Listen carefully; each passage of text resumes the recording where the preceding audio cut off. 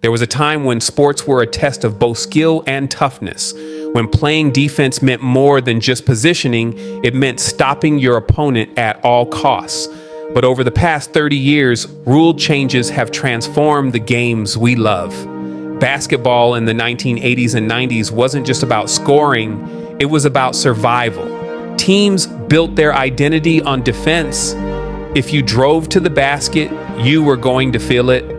Some extreme examples: 1984 NBA Finals. Kevin McHale's clothesline on Kurt Rambis sparked an all-out brawl, but no ejection. 1991 NBA playoffs. Michael Jordan repeatedly knocked to the ground by the Jordan rules, yet no flagrant fouls were called. 1997 NBA playoffs. Alonzo Mourning and Charles Oakley brawl, but both continue playing.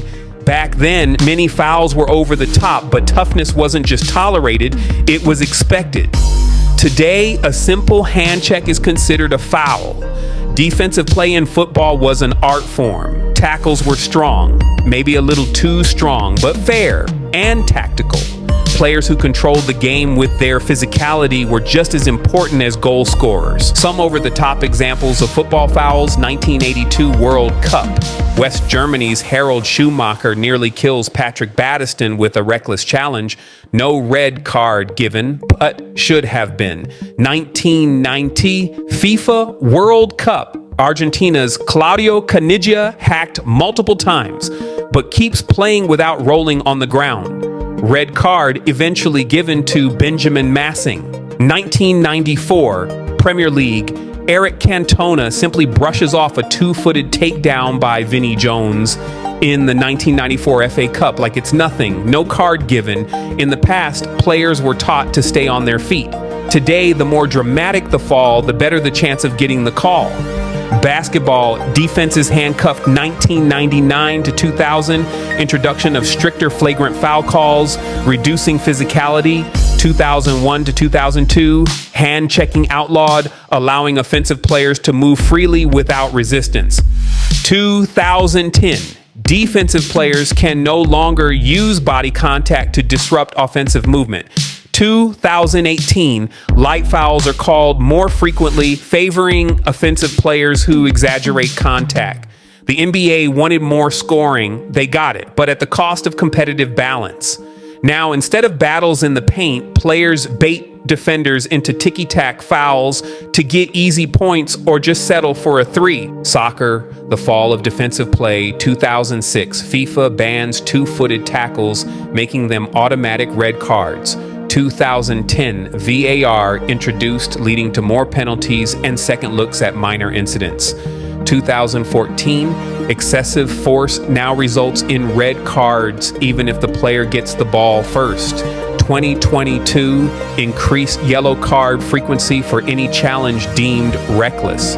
Defensive players are no longer allowed to play aggressively. Meanwhile, offensive players have learned how to take advantage, diving and flopping their way to free kicks and penalties. To be fair, sports were once too violent. There were moments where players genuinely feared for their safety. 1977 NBA, Kermit Washington nearly kills Rudy Tomjanovich with a punch. 1982 soccer, Schumacher's hit on Battiston left him unconscious. 1990s NBA, brawls between the Knicks and Heat turned games into wrestling matches. But rather than finding balance, leagues overcorrected. Instead of removing excessive violence, they stripped physicality from the game entirely. Leagues claim that more points and goals make games more exciting. But fans aren't just here for offense, they're here for competition. The stats tell the story. NBA scoring average has jumped from 93.4 points per game 2004 to over 115 points per game 2023. Premier League penalties have increased by 40% since VAR was introduced. Defensive efficiency in the NBA is at an all-time low. hard legal tackles in soccer are almost extinct. We've gone from too violent to too soft. And in doing so, we've lost the balance that made these sports great. The battle between offense and defense, the struggle, the fight,